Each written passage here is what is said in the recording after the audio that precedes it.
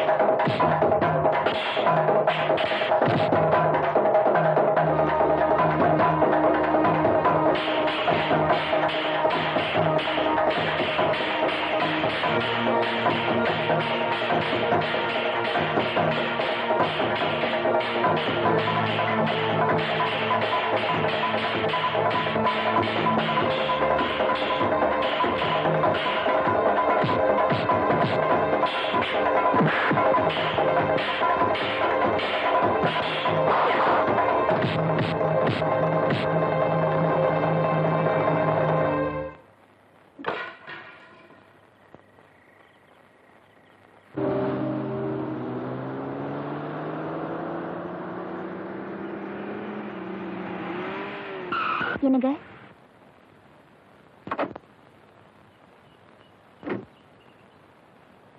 நமஸ்காரங்க. நமஸ்காரம்மா.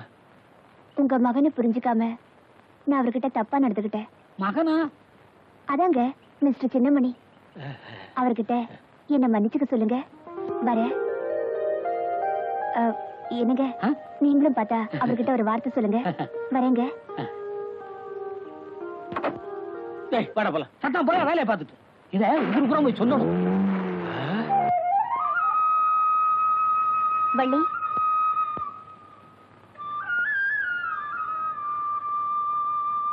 வள்ளி, உங்க அண்ணன் மனசை புரிஞ்சுக்காம நான் அவர்கிட்ட தப்பா நடந்துகிட்டேன். ஆனா இப்பதான் தெரியுது இந்த ஊர்லயே அவரை விட நல்லவர் வேற யாரும் இல்லைன்னு. அவருக்கு என் மேல கோபம் இருக்கும், அது நியாயம்தான். அதையெல்லாம் மறந்துட்டு என்ன மன்னிச்சிட சொல்லுமா. ஏன்னா ஒரு பொண்ணோட மனசு இன்னொரு பொண்ணுக்கு தாமா தெரியும். வரேன்.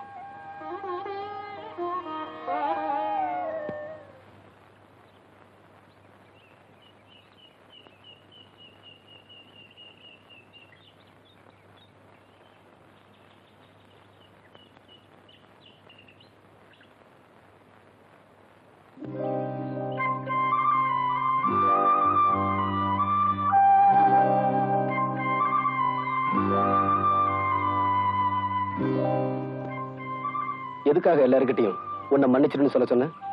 எல்லார்கிட்டயும் மட்டும் இல்ல, உங்ககிட்டயும் தான் சொல்றேன். என்ன மன்னிச்சிருங்க. என்ன உங்களால புரிஞ்சுக்க முடியல, ஆனா உங்களை நான் புரிஞ்சுக்கிட்டேன். இப்ப கூட கோயிலுக்கு போனது உங்க பேர்ல அர்ச்சனை பண்ணதா. இந்தாங்க பிரசாதம் எடுத்துக்கங்க.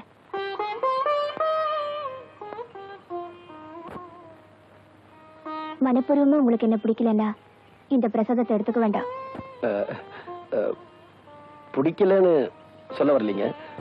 என்ன சொல்ல வந்தீங்க சொல்லுங்க. இத பாருங்க, நீங்க காலேஜ்ல பெரிய படிப்பெல்லாம் படிச்சிருக்கீங்க. நான் எலிமெண்டரி ஸ்கூல்ல 3வது வரைக்கும் தாங்க படிச்சிருக்கேன். இத பாருங்க, இந்த உலகத்திலேயே என்ன பொறுத்த வரைக்கும் பெரிய படிப்பு சங்கீதம் தான். அது உங்களை பொறுத்தவரையில இயற்கையாவே உங்களுக்கு அமைஞ்சிருக்கு. அப்படி இருக்கும்போது நமக்குள்ள படிப்பு வித்தியாசம் எல்லாம் இருக்குங்க. வாஸ்தவம் தாங்க. இந்த ஊர்லயே பாதி சொத்து உங்க சொத்து, எனக்குன்னு இருக்கிற சொத்து ஒரு ஓட்டு 6 மணி பெட்டியும் ஓட்டு விடுந்தாங்க. ஒரு ஆம்பளைக்கு சொத்தே வீரண்டா. அதுல உங்களை மிஞ்சறதுக்கு இந்த ஊர்ல வேற யாரும் இல்ல. நீங்க இவ்வளவு தூரம் சொன்னதுக்கு அப்புறம் நான் சொல்றதையும் தெரிஞ்சுக்குங்க. நான் அம்மா அப்பா இல்லாத ஒரு அனாதை. இது பாருங்க, நான் உயிரோடு இருக்கும்போது இன்னொரு தடவை தயவு செஞ்சு இந்த வார்த்தையை சொல்லாதீங்க.